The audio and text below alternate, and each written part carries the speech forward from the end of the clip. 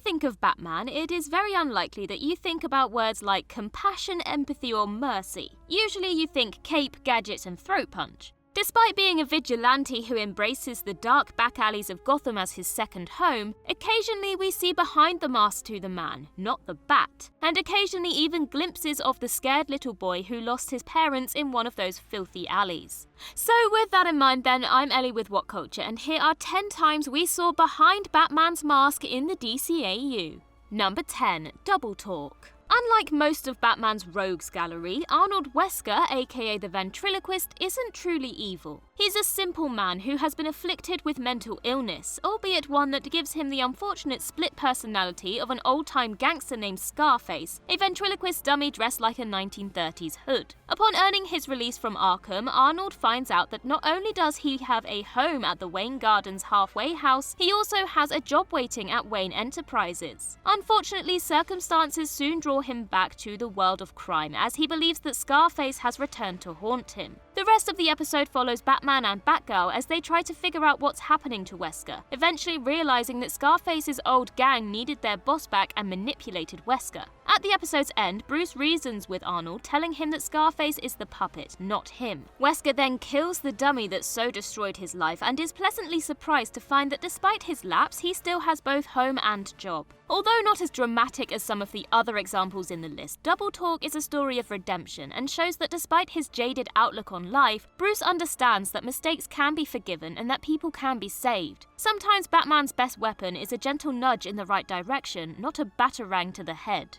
Number 9. Flash and Substance. It would be difficult to find two heroes more opposite than Batman and Flash. Okay, Batman and Superman, but that would be too obvious. Wally West's depiction of the JL and JLU shows was that of a light-hearted and slightly egotistical but incredibly generous hero who sees protecting Central City as an honor, not a duty. In the JLU episode Flash and Substance, a Flash museum is being opened in Central City, meant to recognize Wally's crime-fighting accomplishments. The museum is also packed with Easter eggs alluding to the Flash's comic history all the way back to the Golden Age. After transporting to the Watchtower and finding the rest of the original Justice Leaguers engaged in missions, Wally not so subtly hints that he would love for Bruce to attend his Flash Appreciation Day. Despite showing complete disinterest, Bruce ultimately sighs before simply asking, "What time?" Bruce recognizes how important it is for a heavy hitter of the League to be at Central City's Flash Appreciation Day, and that Wally really is a sincere hero who views something that Bruce would never want for himself as a huge deal. Not only does Bruce agree to attend, he persuades the equally pessimistic and hard-edged new god Orion to accompany him with nothing more than a look, in a truly inspired bit of banter between voice actors Kevin Conroy and Ron Perlman. Number 8. Baby Doll. First appearing in the same named episode, Baby Doll, aka Mary Dahl, is an actress living with a condition that prevents her body from growing to adulthood. After finding tremendous success on a Brady Bunch-like sitcom, Mary struggled to find serious parts, forever being thought of only as the catchphrase-spouting Baby Doll. The lack of recognition for her talents finally causes her to snap, and she kidnaps her former TV family, intending to recreate a birthday party episode that was ruined by the addition of another obnoxious child star. Baby Doll eludes Bruce for the entire episode, which ends at a carnival. He chases the gun-toting Mary into a house of mirrors, causing her to stop in her tracks as she sees her reflection in a mirror that makes her look like a regular adult woman. As Mary breaks down, Bruce recognizes that she is in fact traumatized and broken from her life and exploitation as a child star. After emptying her gun of bullets in a daze, Bruce gently takes it from her, letting Mary hug his legs as she says her catchphrase, "I didn't mean to." Knowing what it's like to have a lost childhood, he lays an understanding hand on her head, comforting her as she ponders both her unhappy life as a child and her present as a criminal.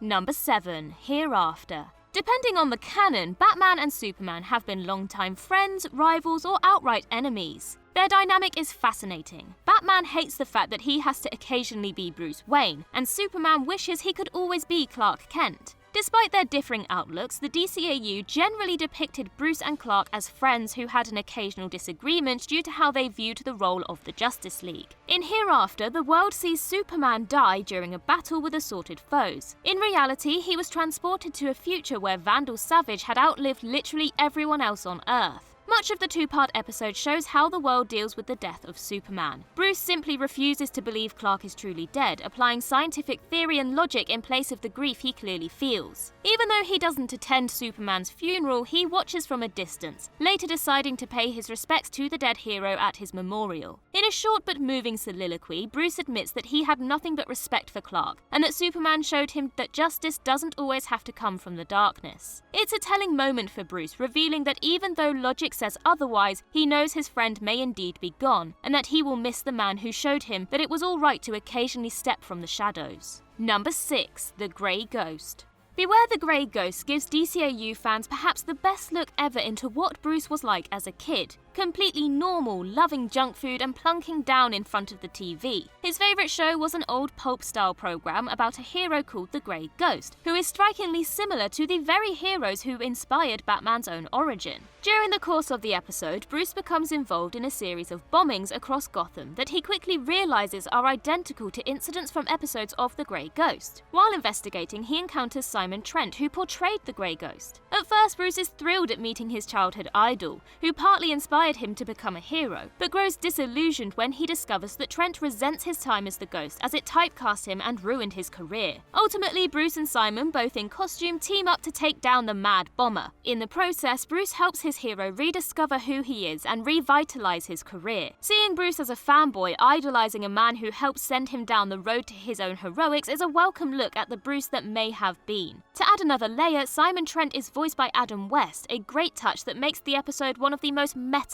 of the DCAU. Number 5. Harley's Holiday. Harley Quinn was absolutely one of the best things to come from DCAS. Introduced as a foil for the Joker, she soon took on a life and identity of her own, and this episode is a perfect example of why she did so. We begin with Harley being granted her release from Arkham. Needing to update her wardrobe, she hits the stores, accidentally walking out with a dress she actually paid for and setting off the security alarm. One misunderstanding after another results in Harley completely reverting to her old ways, kidnapping rich girl Veronica Vreeland before leading Batman and Robin, the police, the mob and the army on a wild day-long pursuit. After returning her to Arkham, again, she asks Bruce why he didn't give up on her when all she had ever done is make his life miserable. Reaching into his cape, he pulls out the dress that started the whole fiasco, telling Harley he knew about rebuilding her life and that he had a bad day too once. It's a glimpse into a Bruce who can never really escape what happened the night his parents died and who is driven to right wrongs because of it. Harley caps off her thank you with a kiss, much to the surprise of Bruce, Dick and Poison Ivy. This episode is a fantastic showcase for Harley's original and many say best voice, Arlene Sorkin. Number 4. This Little Piggy. Not many DCAU episodes were written to be purely humorous, but they hit it out of the park with This Little Piggy. While on a stakeout where Wonder Woman openly pines for a date with Bruce, who rejects the Amazonian princess outright, Diana is turned into a pig by an ancient enemy of her mother's, Cersei. What follows is a glorious half hour of Batman and Zatanna parading around the world and even into hell to find the means to return Diana to normal, featuring some of the best laugh-out-loud jokes of any animated superhero show. The depths of Bruce's affection for Diana become apparent as he admits to Zatanna that there may have been something between them. After tracking Cersei to Mykonos and engaging in what seems to be a hopeless battle, Batman stops the fight. He tells Cersei he's learned that magic always comes at a price. What is the price to restore Diana? Cersei's price is for Bruce to reveal a deep secret. What seems a sure setup for Bruce revealing his identity turns into the incredible realization that Batman is a hell of a singer, as he belts out the old standard, "Am I Blue?" He wins Diana's freedom, leading to a great closing scene where Diana hums the song back at him, revealing she knows what he did, and garnering one of the few smiles we ever see cross Bruce's face when he's in costume. One of JLU's best. Number 3. Star-Crossed. Bruce Wayne has been shown as willing to sacrifice everything in his pursuit of justice. In at least one episode of Justice League, this was almost quite literal. The finale of the original Justice League series was a multi-part epic called Star-Crossed, in which it was revealed that Hawkgirl had been for several years an agent of the Thanagarian military. Her role was simple: scout Earth and its heroes in preparation for the invasion of Earth by Thanagar. With the Justice League scattered, in a last-ditch plan, Batman decides to send the Watchtower to Earth off like a giant missile, destroying a massive Thanagarian teleporter.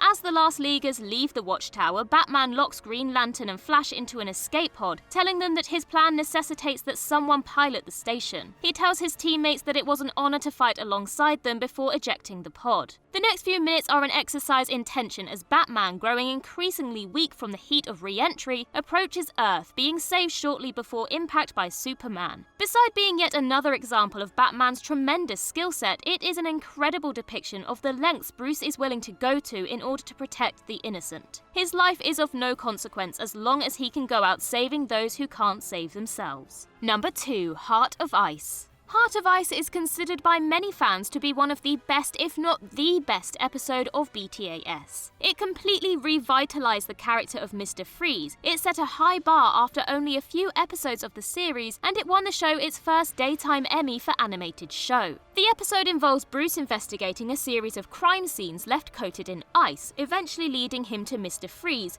formerly known as Victor Fries. Fries was a brilliant scientist specializing in cryogenics, who made it his life's work to perfect a way to return his beloved wife Nora to health. While working for GothCorp, Fry's work was sabotaged by the company's corrupt CEO Ferris Boyle, causing the accident that turned the compassionate Victor into the cold, heartless Freeze. Once he finds out the truth, Bruce goes out of his way to help Victor, to reason with him only to be rejected. At the end of the episode, Bruce, who has publicly exposed Boyle's misdeeds to the Gotham media, resignedly defeats Freeze, returning him to a special temperature-controlled cell at Arkham. This is another fine example of Bruce acknowledging that some of his foes are in the position they are through no fault of their own, but bad luck. Bruce watches Freeze as he sits in his cell, mourning his wife, clearly sympathetic. This mutual understanding would continue through further DCAU encounters between the two. Number 1. Epilogue.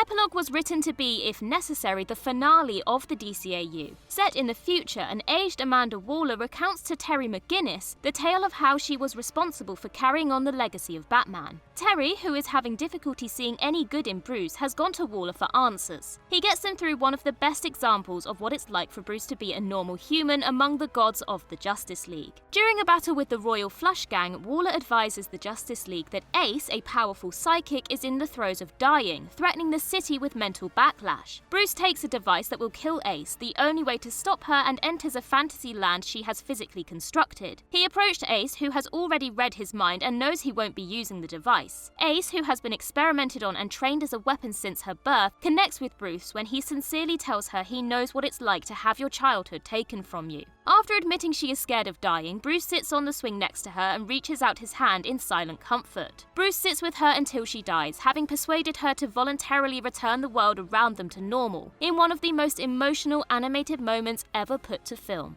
And that concludes our list. If you can think of any other examples, then do let us know in the comments below. And while you're there, don't forget to like and subscribe and tap that notification bell. Also, head over to Twitter and follow us there, and I can be found across various social medias just by searching Ellie Littlechild. I've been Ellie with What Culture. I hope you have a magical day, and I'll see you real soon.